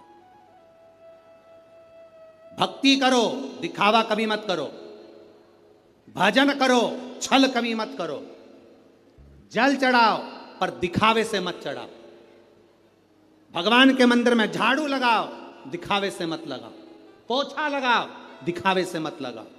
और अगर भगवान से कुछ मांगो भी तो कहकर नहीं, दिल से मांगो, वो भंडार भर कर चला जाता दिखावे से। ये हमारे सनातन धर्म में नहीं है महाराज कि भगवान नागपुर वाले ही फ्री नहीं है। बोलो जम के, कितने सारे नागपुर में सब फ्री हैं। जब नागपुर के लोग कथा सुनने नहीं आ रहे, फ्री नहीं है, सब अपने अपने काम में लगे, तो देवता फ्री हैं। तुम बस अगरबत्ती लगा के बैठ जाते हो और शरीर में आ जाते हैं। इतने फ्री तो देवता नहीं है। थोड़ा प्रपंच से दूर होइए, छल से दूर होइए, भक्ति में डूबने का प्रयास करो। एक लोटा जल लो, महादेव को चढ़ाओ। हाँ, किसी किसी के शरीर में देवी की तरंग, देवता की तरंग किसी किसी के शरीर में आती है, वो केवल दुनिया के लोगों का कल्याण करने के लिए आती है। आए, कल्याण करे, ठीक है, पर जब हम उसको व्यापार बना लेते हैं अपनी जेब भरने के लिए, तो वो तरंग भी काम करना बंद कर देती है। फिर उस तरंग का कोई महत्व नहीं, उस तरंग की कोई महत्वता नहीं। नमुची, ओम अक्षर में वो नाद है, ओम अक्षर में वो तत्व है। केवल अगर कोई दुखी भी है और ओम का नाद कर कर जल का आचमन भी कर लेता है या दल का छींटा भी ले लेता है, तो ओम के नाद में सुख प्राप्त हो जाता है। ओम कहकर समुद्र के फैन को फेंकना, ये मत जाए। समुद्र का फैन लिया, ओम कहा और फेंका, नमूची के प्राण छूट गए। चारों तरफ जय जयकार होने लगी, हार हार महादेव। चारों तरफ हाहाकार के साथ आनंद हुआ। देवताओं ने पुष्पों की वृष्टि करी, गंधर्व गान करने लगे, नमूची के प्राण छूट गए। नमूची भगवान देवादिदेव महादेव से कहता है, प्रभु मेरे प्राण तो गए पर आपकी शरण चाहिए। शिव ने अपनी शरण दे दी। महापुराण की कथा कहती है, वैसा ही भगवान शंकर की भक्ति का कोई समय नहीं होता। जब तुम्हारा मन करे तब शंकर की आराधना करो। मेरे शिव का द्वार कभी बंद नहीं होता। बैकुंठ में दरवाजा है, ब्रह्मलोक में दरवाजा है, इंद्रलोक में दरवाजा है, पितृलोक में दरवाजा है। पर कभी किसी ने सुना कि कैलाश पर दरवाजा है? कैलाश पर दरवाजा है क्या? नहीं, कठिन। शंकर के दरवाजा नहीं, कैलाश पर कोई द्वार नहीं है, कैलाश पर कोई दरवाजा नहीं है। किसी ने महाकाल बाबा से पूछा, देवाधिदेव महादेव से पूछा कि वैकुंठ में दरवाजा लगा हुआ है, इंद्रलोक में दरवाजा लगा है, ब्रह्मलोक में दरवाजा लगा है, केवल एक कैलाश ऐसा है जहां पर दरवाजा नहीं लगा है। आप भी अपना दरवाजा क्यों नहीं लगवा लेते? आप भी द्वार क्यों नहीं लगवा लेते? भगवान शंकर ने कहा, माता और पिता एक ऐसे होते हैं जो कभी भी दरवाजा लगाकर नहीं सोते हैं। बुजुर्ग माता पिता अपना दरवाजा खोल कर सोते हैं कि कौन से बेटे को, कौन सी बहू को, कौन से पोते को, कौन सी बेटी को, किसको हमारी कब जरूरत पड़ जाए तो हमारा दरवाजा खुला के खुला रहे। ये द्वार बंद ना किया जाए। माता पिता का जैसे कमरा, माता पिता का घर, माता पिता का द्वार बंद नहीं होता। बेटा कैसा भी है, पिता उसको गले से लगाता ही, वो पिता है। एक पिता के दो पुत्र हैं। एक पुत्र ने कहा कि पिताजी मुझे तुम्हारे साथ में नहीं रहना है, मुझे मेरी जायदाद का हिस्सा दे दो। मैं आपके साथ रहना नहीं चाहता, मेरी जायदाद का, मेरी प्रॉपर्टी का हिस्सा दो, मुझे यहां से जाना। पिताजी ने बेटे को समझाया कि जायदाद का हिस्सा लेकर करेगा क्या, बर्बाद हो जाएगा, मत ले हिस्सा। नहीं नहीं, मुझे चाहिए। पिता ने जायदाद का हिस्सा दे दिया। अपनी प्रॉपर्टी के 3 हिस्से करे, एक अपने छोटे बेटे को, एक अपने बड़े बेटे को। एक हिस्सा पिता ने अपने पास में रखा। छोटा बेटा जायदाद का हिस्सा लेकर शहर चले गया।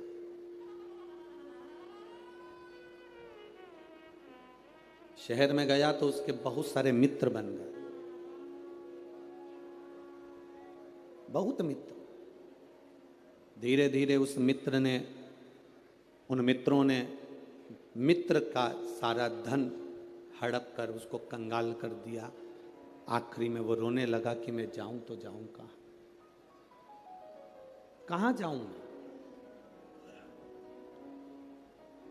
उसने सोचा कि अब तो पिताजी से मैं अपनी प्रॉपर्टी का हिस्सा भी ले आया, पिताजी से मेरी जायदाद का हिस्सा ले आया, अब मैं कहां जाऊंगा? पर उसने सोचा एक बार पिताजी के पास चलते हैं। 8 साल के बाद बेटे को बाप की याद आई, पिता की याद आई। 8 साल के बाद और बेटे को याद आई, पिता के पास में गया। पिताजी खेत में काम कर रहे थे, फसल लगा रहे थे। बेटे ने देखा पिताजी फसल लगा रहे हैं। पिता की दृष्टि बेटे पर पड़ गई। पिता दोनों हाथ फैला लिया। बेटा आकर अपने पिता के गले से लग गया। बेटे ने कहा, पिताजी मेरी पूरी प्रॉपर्टी सब समाप्त हो गई, मेरा धन पूरा चले गया, आप मुझे चिल्लाएंगे नहीं? पिता कहते हैं, धन चले गया कोई बात नहीं, प्रॉपर्टी चली गई कोई बात नहीं, पर मेरा बेटा मेरे पास आ गया, इससे बढ़कर कोई धन नहीं, इससे बड़ा कोई सुकून नहीं जिंदगी का। मेरे भगवान देवाधिदेव महादेव का जो दरवाजा है एक पिता का दरवाजा है, मेरे शंकर का द्वार एक पिता का द्वार है। बेटा कैसा भी हो, बेटा किसी भी तरह का हो, तो भी मेरा शंकर, मेरा उघड़दानी, मेरा त्रिकालदर्शी, मेरा कैलाशी, मेरा अविनाशी, मेरा शिव उसको गले से लगा लेता है। अपने बेटे को वो अपने गले से लगाता है। सारे दरवाजे बंद हो सकते हैं, सारे दरवाजे। जब विपदा की घड़ी आती है, दुख का समय आता है, कष्ट की घड़ी आती है सब साथ छोड़ देते हैं। कौन किसके साथ गया? आपके मोहल्ले में अगर कोई मरा तो उसके साथ कोई दूसरा मरा, अरे बोलो तो जम के, नहीं हो सके नागपुर में फैशन हो, कोई मरा उसके साथ कोई दूसरा मरा, नहीं मरा। कोई जला तो उसके साथ दूसरा जला, नहीं। किसी का अंतिम संस्कार हुआ तो उसके साथ में कोई उसके परिचित ने कह दिया कि मुझे भी साथ में जला दो, नहीं। किसी के साथ कोई नहीं जाता। शमशान क्या है? दक्ष प्रजापति ने भगवान शंकर को श्राप दिया था कि मैं तुझे श्राप देता हूं कि तू शमशान में निवास करेगा। शमशान मेरे शंकर का घर है, वहां व्यक्ति देवाधिदेव महादेव के पास में जाता है। शंकर कहते हैं तू ये कभी मत सोचना कि तू अकेला है। जन्म हुआ, गर्भ में भी मैं था, इसलिए लोग कहते हैं कि अंदर पिंड जैसा बच्चा, पिंड मतलब पिंडी, पिंडी मतलब शिव। जन्म हुआ तब भी शिव था, तभी भी शिव। जन्म के समय पर भी शंकर है, और जन्म के हमारे प्राण जब छूटे, हमारी मृत्यु जब हुई, तब भी कोई हो ना हो, मेरा देव अधिदेव महादेव शमशान में तुम अकेले नहीं, मेरा शिव तुम्हारे साथ है, मेरा शंकर तुम्हारे साथ है।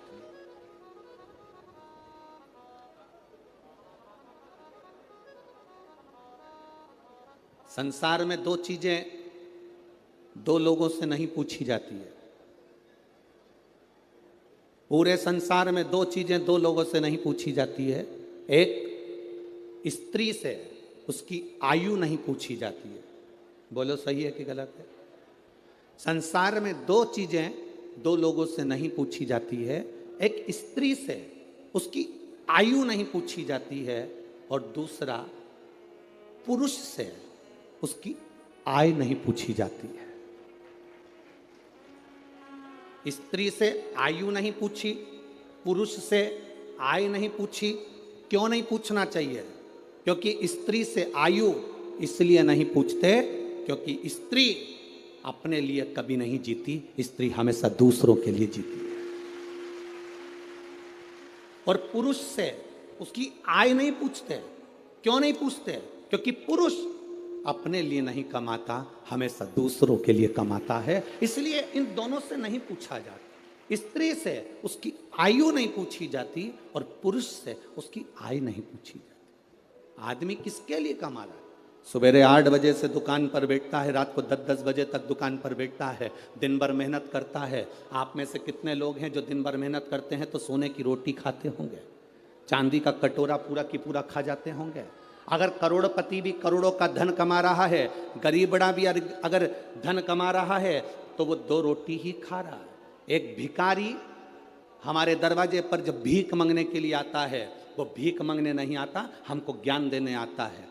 भिखारी भीख मांगने दरवाजे पर आता है तो हमको ज्ञान देने के लिए आता है। भिखारी ये कहने के लिए आता है, भैया मुझे रोटी दे दो, भैया 2 रुपया दे दो। वो रुपया लेकर, रोटी लेकर तुम्हारे दरवाजे के बाहर एकांत में बैठकर रोटी को खाता है। बोलो खाता है कि नहीं खाता? भिखारी जब दरवाजे पर आता है तो ज्ञान देने के लिए आता है, रोटी मांगता है, दरवाजे पर खाता है। दुकानदार के सामने भिखारी जब मांगने के लिए आता है तो वो ज्ञान देने के लिए आता है, दुकानदार से कहने के लिए आता है कि देख, मैं भीख मांग कर खाता हूं तो भी समय पर रोटी खाता हूं, और तू दिन भर कमाता है तो भी रोटी तेरे नसीब में नहीं आ पाती। दिन भर कमाता है तो भी रोटी तेरे नसीब में नहीं आ पाती। 10 बजे का टिफिन तैयार है, पत्नी फोन लगा रही है, सुनो भोजन का टाइम हो गया, 11 बज रही है, 11:30 बज रही है, 12 बज रही है, स्वामी भोजन कर लो, स्वामी आओ भोजन कर लो। पत्नी पति को बुला रही, बच्चे बाप को बुला रहे, पापा समय हो गया अभी तक नहीं आए, भोजन करना है, पापा आओ। भाई भाई को कह रहा है, देख फैक्ट्री बाद में चले जाना, दुकान बाद में चले जाना, चल रोटी खा पहले। पत्नी रोटी के लिए बुला रही, बच्चे रोटी के लिए बुला रहे, पर अभी बस 2 ग्राहक और कर लूं, इसके बाद आता हूं, 2 फाइल और निपटा लूं, इसके बाद आता हूं, 2 काम और कर लूं, इसके बाद आता हूं। और हम जिस रोटी के लिए कमा रहे हैं, जिस रोटी के लिए मेहनत कर रहे हैं, जिस रोटी के लिए हम 24 घंटे लगे हैं, मालूम पड़ा वो रोटी धीरे धीरे छूटती चली गई।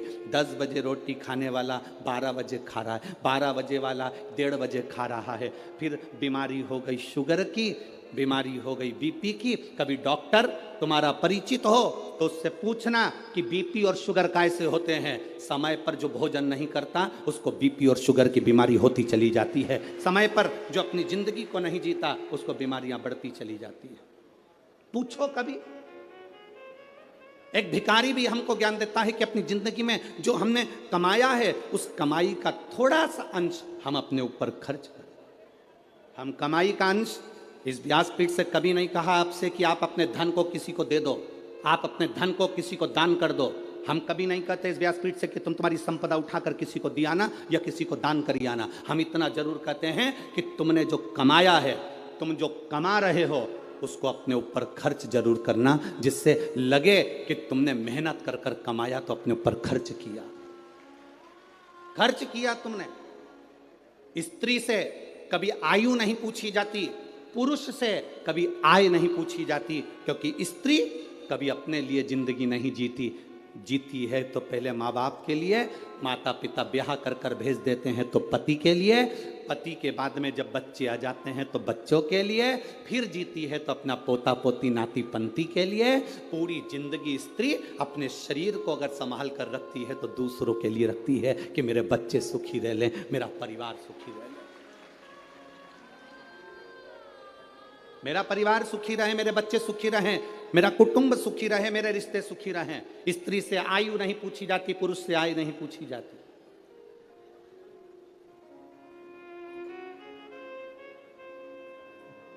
जो दूसरे के लिए जीता है उससे क्या पूछोगे,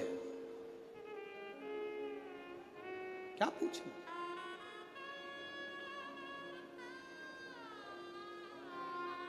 शिव कथा कहती है, मेरा भोला बाबा, मेरा शंभू, मेरा त्रिकालदर्शी कैलाशी अविनाशी शंकर अमृत नहीं पिए हैं, विष पिया। किसके लिए? दूसरों के लिए। शिव जी ने चंद्र धारण करा, किसके लिए? दूसरों के लिए। शंकर भगवान ने सर्प धारण करा, किसके लिए? दूसरों के लिए।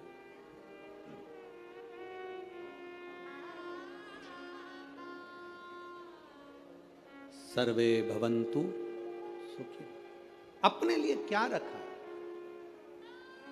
क्या रखा?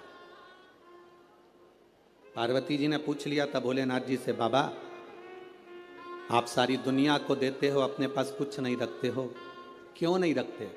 शिव जी कहते हैं, पार्वती मुझे रखने की जरूरत नहीं है। मैंने जिसको दिया है अगर वो उसका सही उपयोग करेगा तो उसका एक अंश मेरे पास आए। अगर उसने सही उपयोग करा तो उसका एक अंश मेरे पास में आएगा, मेरे करीब में पहुंचेगा। अगर वो सही उपयोग कर रहा है तो। आप किस चीज का सही उपयोग कर रहे हो? नयन दिए मेरे धर्मा बाबा ने दर्शन करने के लिए, इन नेत्रों से हम दिन भर अपने मोबाइल को, अपनी टीवी को देखते रहते हैं। श्रवण दिए भगवान ने कथा को सुनने के लिए, हम इससे कथा श्रवण नहीं कर पाते। मुख दिया मेरे दातार ने भजन करने के लिए, हम भजन नहीं कर पाते। पाँव दिए मंदिर तक जाने के लिए, हम जा नहीं पाते। हाथ दिए जनमानस की सेवा के लिए, हम सेवा नहीं कर पाते। शरीर का प्रयोग करा कहाँ? मुख का प्रयोग करा मदिरा पीने में, शराब के नशे में, गंदे नाली के पानी में। कान का प्रयोग करा निंदा और चुगली और गाली सुनने में। नेत्रों का प्रयोग करा गंदी चीजें देखने में। पाँव का प्रयोग करा गंदी जगह जाने में। हाथ का प्रयोग करा गंदी वस्तुओं को छूने में। हमने प्रयोग करा क्या?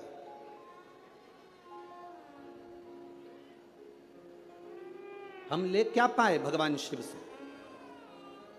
शंकर के मंदिर जाना, जल का पात्र लेकर जाना, वहां से खाली पात्र लेकर मत आना। आपको पहले भी कथा में कहा, बोला था कि नहीं बोला था? शिव जी पे चढ़े हुए जल को थोड़ा सा झेल कर कलश में डालकर जरूर लेकर आना, उसका आचमन करना, घर में छींटना। शंकर के पास जाना तो कभी खाली वापिस मत आना। शिव कथा कहती है अगर आप जल चढ़ाने नहीं भी गए, बिना लोटे के, बिना जल के, बिना बेलपत्र के, बिना धतूरे के, बिना शमी पत्र के, बिना चावल के दाने के भी आप शंकर के पास अगर पहुंच गए हो तो शंकर आपको कभी खाली नहीं भेजता, वो झोली भर कर ही भेजता। शिव भक्ति होती ही ऐसी है। शंकर भगवान की अविरल भक्ति का फल ही यही है। शंभु शरणे पड़ी मांगू घड़ी रे, दुख काटो दया करी शिव कथा कहती है भगवान की शरणागति के करीब में जब हम जाएं तो हम भगवान से कुछ मांगे चाहे ना मांगे, वो दिल से देता जरूर है, दिल से देता। आप लोगों से एक बात पूछे क्या, जवाब दोगे? अरे बोलो तेरे नागपुर वालों, पक्का? ठीक है। तुम्हारी आर्थिक स्थिति ठीक है, तुम्हारी आर्थिक स्थिति ठीक हो और मानसिक स्थिति ठीक नहीं हो तो आर्थिक स्थिति का कोई कारण, कोई अच्छा फल होगा क्या? जम के तो बोलो जरा। और अगर तुम्हारी आर्थिक स्थिति ठीक नहीं हो, तुम्हारे पास में धन नहीं हो, ज्यादा गाड़ी बंगला नहीं हो, और तुम्हारी मानसिक स्थिति ठीक हो तो उसका फल होगा कि नहीं होगा? होगा ना। उसका फल, यही नागपुर की कथा, आज चतुर्थ दिवस की कथा प्रत्येक मानव के जीवन में जानना चाहिए। तुम्हारे घर में धन बढ़े चाहे ना बढ़े, पर तुम्हारा मन और तुम्हारी बुद्धि, चित्त तुम्हारा अच्छा होना चाहिए, तो तुम्हारा धन अपने आप बढ़ जाए। आर्थिक स्थिति ठीक हो और मानसिक स्थिति ठीक नहीं हो तो धन का क्या करोगे? पैसा क्या खाओगे कि डनलप के गद्दे को छाती पे धर के ले जाओगे? क्या करोगे उस धन का?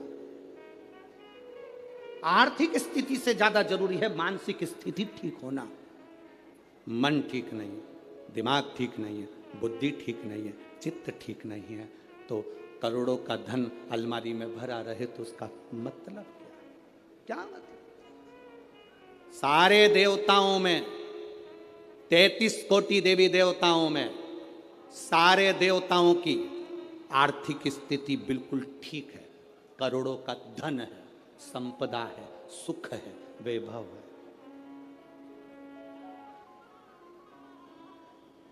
सबके पास में वैभव है, सबके पास में धन है, पर मेरे बाबा के पास में आर्थिक स्थिति भी ठीक है और मानसिक स्थिति भी ठीक है।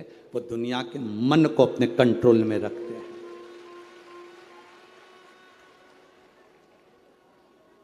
एक बार लक्ष्मी जी ने नारायण से कहा था, प्रभु आपका और हमारा झगड़ा होता रहता है, आपका और हमारा विवाद होता रहता है, आप हमारे पति, हम आपकी धर्म पत्नी और विवाद करते हैं। ब्रह्माणी ब्रह्मा जी से कहती, आप और हमारा विवाद होता रहता है, धन बढ़ गया पर घर में सुख भी तो होना चाहिए।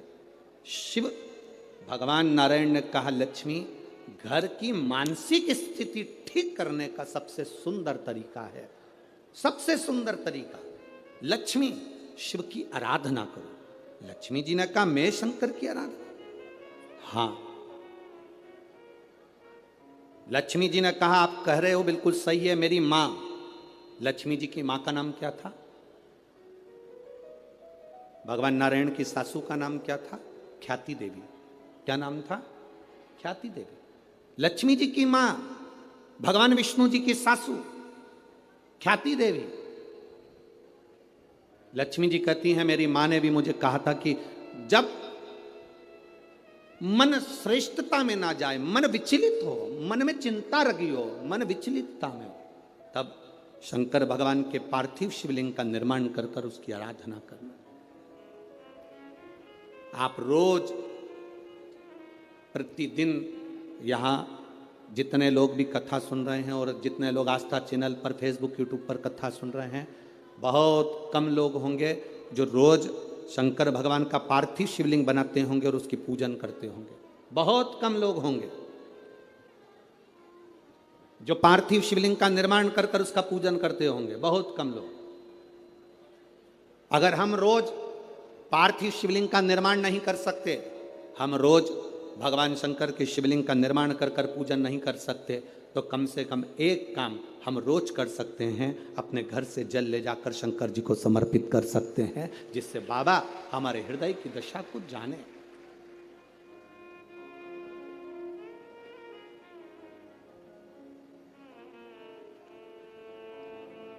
आज का जीवन कैसा हो गया? आज का जीवन है कैसा?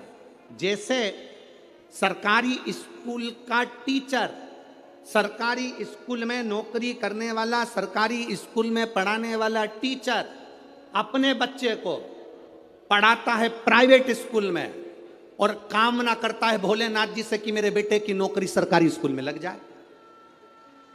जरा विचार करना, सरकारी स्कूल का टीचर अपने बच्चे को पढ़ाता है प्राइवेट स्कूल में और नौकरी लगवाना चाहता है, बोलो जम के बोलो जरा, सरकारी स्कूल में। हमारी बात दुनिया के लोगों को बहुत बुरी लगती है महाराज, बाद में कहते हैं सियोर वाले महाराज को बोलने का तरीका नहीं है।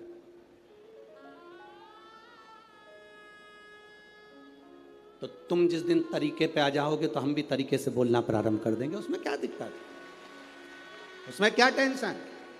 सरकारी स्कूल में पढ़ाने वाला टीचर, सरकारी स्कूल का प्रिंसिपल, सरकारी स्कूल में पढ़ाने वाला टीचर अपने बच्चे को पढ़ाता है प्राइवेट स्कूल में और बेटे की नौकरी लगवाना चाहता है सरकारी स्कूल में। कारण उसको स्कूल की पढ़ाई का अंदाजा है, उसको स्कूल की कमाई का भी अंदाजा है, इसलिए वो नौकरी सरकारी चाहता है।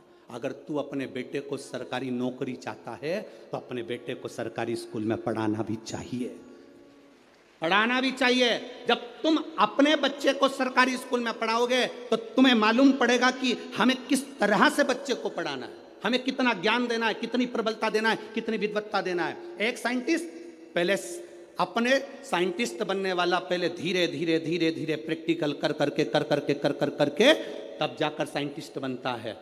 आप भी जब अपने ऊपर अमल करोगे तब मालूम पड़ेगा कि जिंदगी की दौड़ में हमें कितने आगे निकलना है, कितने पीछे हम जा रहे हैं।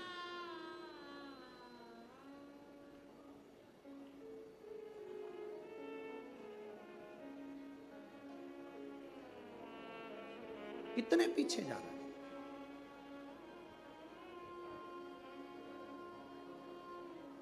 कितना विचित्र संसार हो गया, जरा विचार करिएगा।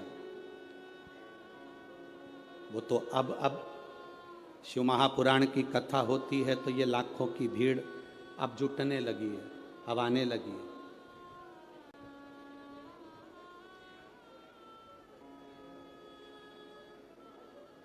बहुत कठिन है महाराज, बहुत कठिन। भक्ति में मन लगाना, भगवान की भक्ति में जुड़ना, अपने आप को शिव तत्व की ओर लेकर जाना बहुत कठिन है।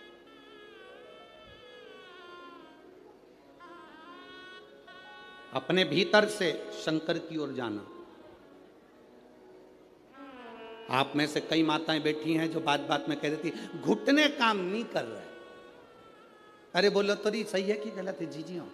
ए नागपुर की जीजियों, सही है? माता कहती है घुटने काम नहीं कर रहा है, कोई कोई के मेरा हाथ काम नहीं कर रहा, कोई के मेरा कमर काम नहीं कर रही। आज तक एक भी ऐसी नहीं मिली जो कह दे मेरा दिल काम नहीं कर रहा, मेरा मन काम नहीं कर रहा। दिल काम कर रहा है तभी तो लगी रहती है।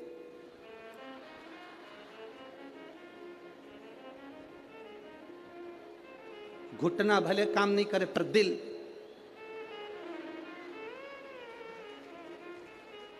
दिल काम कर। आज तक नहीं मिली एक, जितने मिले सब ऐसे ही मिले। घुटना काम नहीं कर रहा, हाथ काम नहीं कर रहा, सिर काम नहीं कर रहा, पीठ काम नहीं कर रही। आज तक नहीं बोला कि मेरा दिल काम नहीं कर रहा। जब तक मैं कथा नहीं सुनती मेरा दिल नहीं लगता, ये मन नहीं लगता, ये चित्त नहीं लगता, ये काम ही नहीं करता।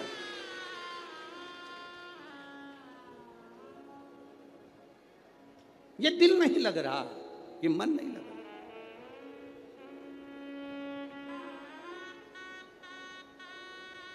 कैसे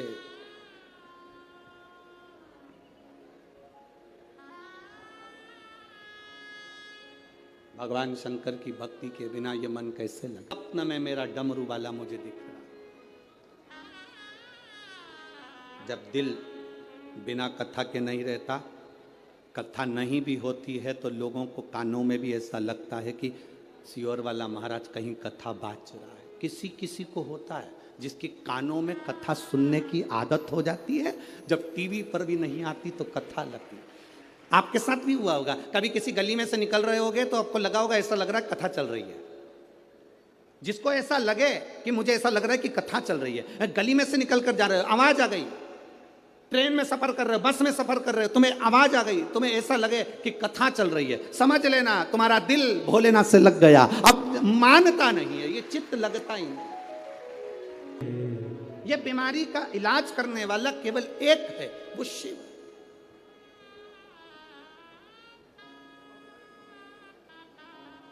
अभी इससे पहले जो कथा हुई थी छत्तीसगढ़ की, सुनी थी? अरे बोलो तो। हमने उसमें कहा था दर्जी शर्ट में जेब लगाता है तो वो राइट में नहीं लगाता, वो लेफ्ट में लगाता है। कहां लगाता है? लेफ्ट में। दर्जी शर्ट में जेब, टी शर्ट में जेब सीधे हाथ में नहीं लगाता। कुर्ते में जेब दर्जी अपने सीधे हाथ पर नहीं लगाता। दर्जी अगर जेब लगाता है तो उल्टे हाथ पर लगाता है, क्योंकि दर्जी को मालूम है दिल यहीं पर होता है। ऊपर जेब लगाऊंगा, कभी मंदिर गया बेलपत्र लाएगा ना तो ऊपर की जेब में रख लेगा। ये बेलपत्र नहीं, शंकर दिल के करीब होना चाहिए, हृदय के करीब होना चाहिए। ये शिव दिल के करीब हो, हमारे हृदय के करीब हो हमारा शंकर, हमारा ओ घड़ी दयालु दातार नजदीक हो हमारे। अभी कई लोग, अभी कल कथा यहाँ पर सवेरे, आज की कथा तो ये 2 से 5 है, कल टीवी पर भी 2 से 5 आएगी, पर यहाँ पंडाल में जो कथा रहेगी वो सवेरे 8 बजे से 11 बजे तक रहेगी। अब जो अहमदाबाद की कथा थी वो परमिशन ना मिलने के कारण बस कैंसिल हो गई, तो अब कथा होगी 3 नवंबर से 9 नवंबर तक ब्रज में, कोसी कला में, मथुरा में 2 बजे से 5 बजे तक। अब बीच में जो समय है तो कई माताओं ने विचार करा अच्छा हुआ हमारी कथा अच्छी थी तो हमारा मन नहीं लगता था काम में, अब बीच में जो समय मिल गया हम इसमें सफाई कर लेंगे। अब दिवाली की सफाई कर, अब बीच में जो समय मिला है सफाई करने का मिला। बस आपसे निवेदन है, जैसे घर की सफाई करोगे तो लक्ष्मी आएगी, दिल की सफाई रखना तो महादेव जल्दी से प्रवेश करेगा।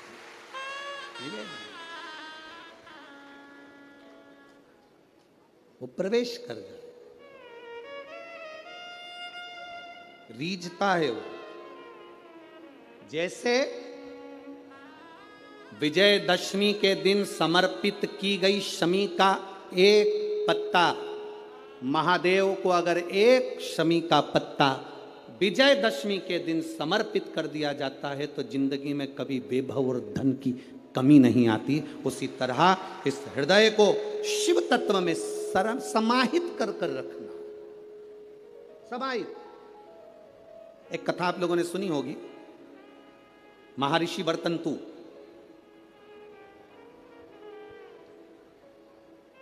महर्षि वर्तंतु जिनके शिष्य थे कोत्स,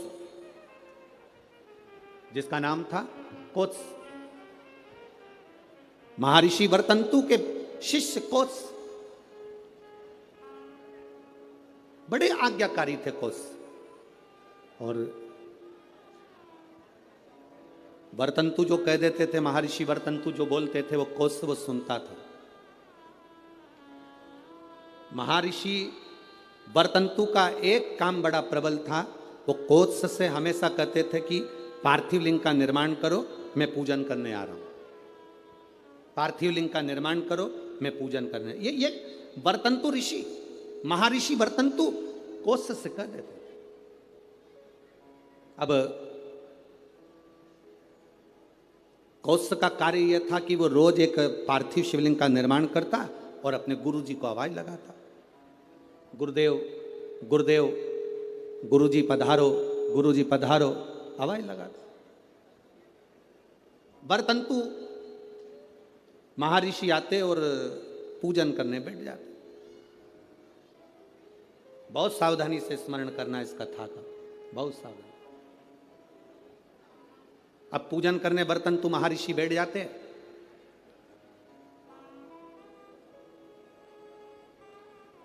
एक बार कोत्स भरी निंद्रा में सो रहा था। उसने स्वप्न में क्या देखा कि कोई काले काले से भयंकर दंत वाले आश्रम में प्रवेश कर रहे।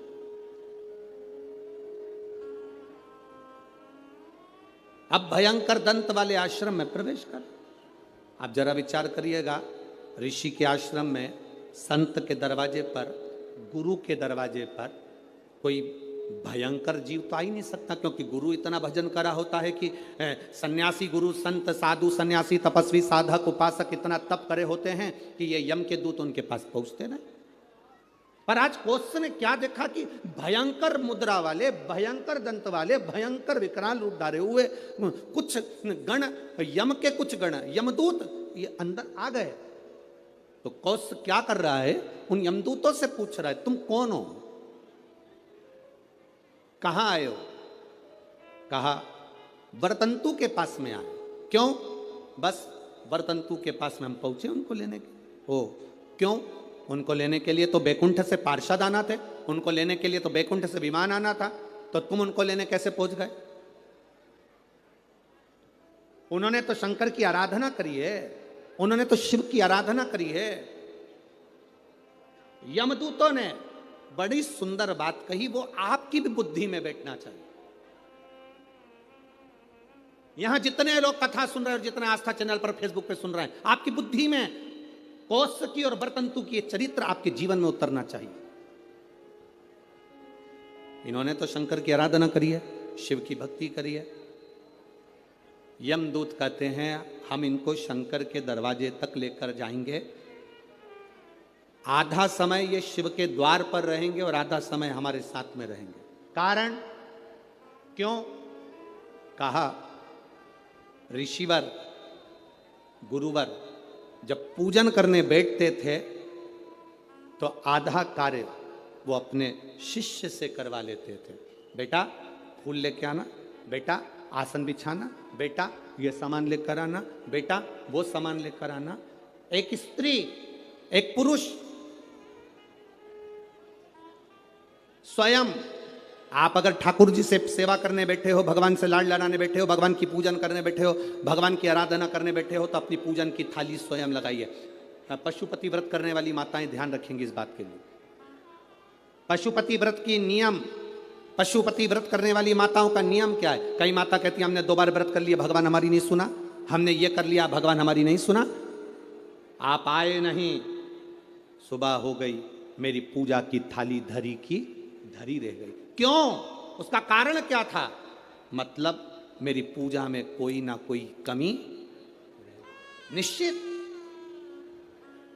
आपने पशुपति व्रत करा, भगवान क्यों ना सुने? क्यों नहीं सुने? कारण क्या है? थाली पूजन की लगा रहे हो, देवरानी का व्रत है, जेठानी सामान निकाल के दे रही है, देवरानी का व्रत है, जेठानी आटा सेक रही है, सीरा बनाने के लिए, हलवा बनाने के लिए। जेठानी का व्रत है, देवरानी दूध में उकाल कर खीर बना रही है। व्रत तुम्हारा, साधना तुम्हारी, मांग तुम रहे हो। शिव महापुराण की कथा कहती है, हिचकी चली, क्या बोलते हैं, हिचकी की डुचकी है, हिचकी। अब तुमको चल रही हिचकी, तुम अपनी पड़ोसन से, जेठानी से कह दे मेरे बत्तल का हिचकी ले ले हिचकी लेगी जेठानी? सिर तुम्हारा दुख रहा, गोली निकाल कर जेठानी को दे दो, खा ले। वो पूछे क्यों? मेरा सिर दुख रहा है। हो सकता है? जम के बोलो। छींक तुम्हें आ रही, छींक तुम्हें आ रही, और तुम अपनी देवरानी से कहो छींक छींक जल्दी छींक। हो सकता है? नहीं। छींक तुम्हारी है, तुमको छींकना पड़ेगी। खांसी तुम्हारी है, तुम्हें खांसना पड़ेगा। शरीर में कष्ट तुम्हारे है, दवाई तुम्हें खाना पड़ेगी। उसी तरह व्रत तुम्हारा है, तैयारी तुम्हें करना पड़ेगी।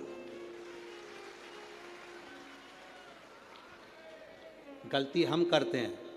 पशुपति व्रत का व्रत मैंने करा, मम्मी से कह के चली गई, मम्मी मेरा पशुपति व्रत है, मैंने शादी के लिए करूंगी या बच्चों के लिए करूंगी या इसके लिए करूंगी या उसके लिए करूंगी। मम्मी ने पूरी थाली लगा के दे दी, मेरी बेटी व्रत कर रही है। मेरी बेटी, मम्मी ने पूरी थाली लगा के दे दी, प्रसाद बना के दे दिया। बेटी ने 3 बार पशुपति व्रत कर लिया और काम नहीं हुआ। बेटी बाद में कहे कि हमने भी व्रत करा था, हुआ नहीं।